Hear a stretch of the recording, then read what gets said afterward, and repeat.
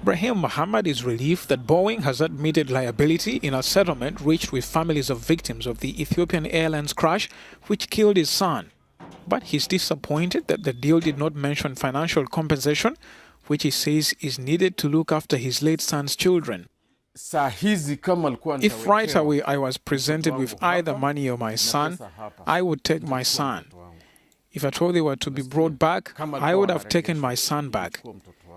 But because my son will never come back and I'll never see him again, God has taken him and it's over. So even if we keep pulling and pushing with Boeing to give us this or that, it is all futile. So the amount Boeing has decided, like $500,000, let them give it so we can know how to move on. The crash that killed Abdullah Ibrahim Mohammed happened due to faulty software on the 737 MAX jet, which overpowered pilots, leading to the accident. Mohammed left behind 3 children.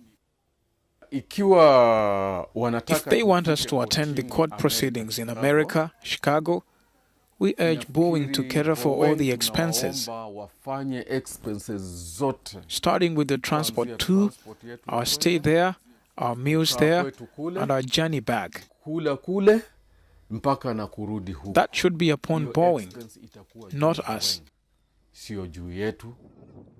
According to legal documents filed on Wednesday in a Chicago court, Boeing admitted liability for the 2019 crash near Ethiopia's capital. The island of St. Louis, Senegal. With its considerable influence in the parts of Africa under French domination, the historic city of St. Louis represents many things for many people.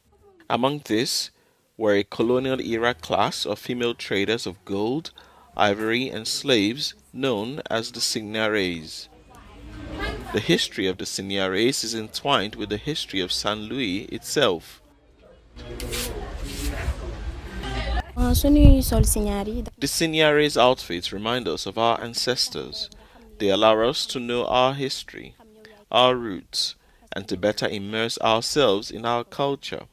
We are really proud to wear these clothes. The signares first emerged during the early years of the settlement, when European traders would take native wives. The common practice afforded African women and their mixed-race descendants opportunities for social advancement. At their height, they were powerful commercial brokers in St. Louis and further south on the island of Gori, developing their own unique Euro-African hybrid culture. We forget that they, the signares, were there, that women have always been there. Women played a big role, so we really need to give them their rightful place and make sure that they don't just serve as a backdrop, because right now it's just that, a backdrop in folklore. It shouldn't be like that anymore. Accounts from travelers during the heyday of this group of women from the 18th to mid-19th centuries describe a thriving female bourgeoisie in St. Louis. The signares have since faded away, but their glamour lives on in folk memory.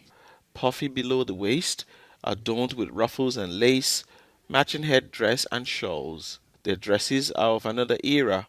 Today, women dressed as signares for the Fanal festival shimmer in the procession alongside other festival goers in traditional Senegalese garb.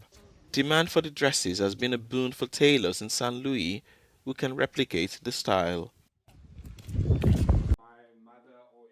The son of a South African anti-apartheid activist assassinated in 1985 has said that former President F.W. de Klerk's posthumous apology for the hurt caused by apartheid was insufficient. Well, we were very saddened by the fact that yet another apartheid criminal has died without ever having been held accountable for his role in the murders of the Klerk 4. And we were so close to getting the NPA to finally charge de Klerk. I had a conversation with my mother very briefly last night, and she was obviously quite disappointed. His death, meaning that he can't be held accountable for the murders of my father and his comrades, but also for the fact that he's taken information about the murders of the Klerk 4 to his grave. Lucanio Kalata, son of Fort Kalata, believes de Klerk should have been held accountable before his death. And the damage that apartheid has done. The video means nothing to us. We just think that the video was just a form in which de Klerk could try to whitewash his legacy and to get us to get distracted by things that are not important, instead of us talking about his legacy, which is a legacy of murder, a legacy of death, a legacy of pain, a legacy of harm that he brought onto black and brown and Indian bodies in this country. Frederick William de Klerk died on Thursday after a battle against cancer at his home in Cape Town.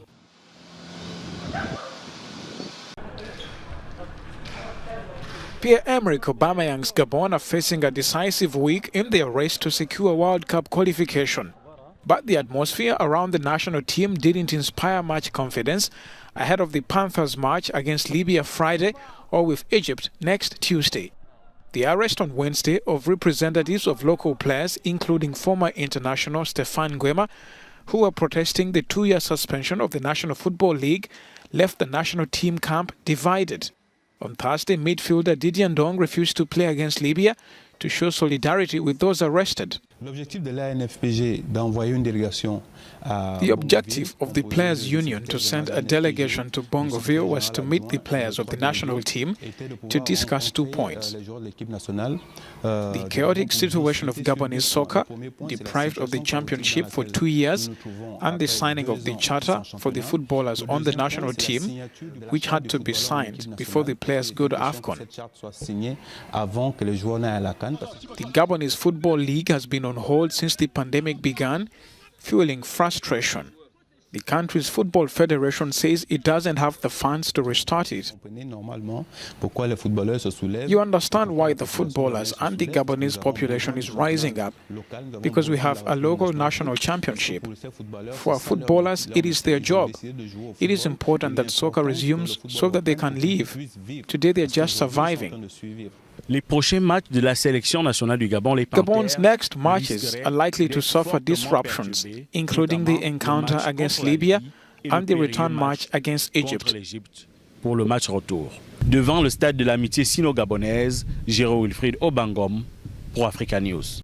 Senegalese writer and 2021 winner of the prestigious French literary prize, Prix Goncourt, was awarded a top honor by Senegalese President Macky Sall. 31-year-old Mohamed Mbougar Sarr is the first sub-Saharan African writer to receive one of France's most coveted awards. It's a reaffirmation of Senegalese culture and of the place that culture occupies in this country, which is an extremely high place and one by which this country has always been recognized. Growing up, the author was an avid reader, as testified by his mother, who attended the ceremony. He loved reading so much that he had a yearly subscription, and at the end of every month he would pick up his Mickey book and devour it in a few days. The winning novel, The Most Secret Memory of Man, is the author's 5th novel.